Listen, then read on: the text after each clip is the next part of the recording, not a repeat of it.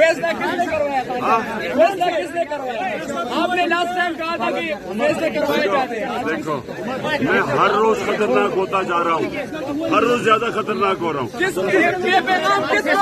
किसके लिए खतरनाक है खान साहब? किसके लिए? खतरनाक वाला आपके खिलाफ कैंपेन चलाते रहे।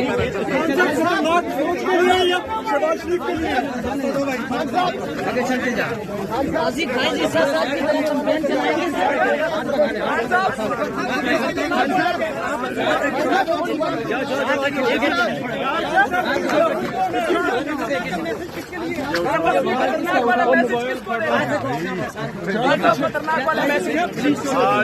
आज सरगोदा के जलसा में मैं बताऊंगा सबको।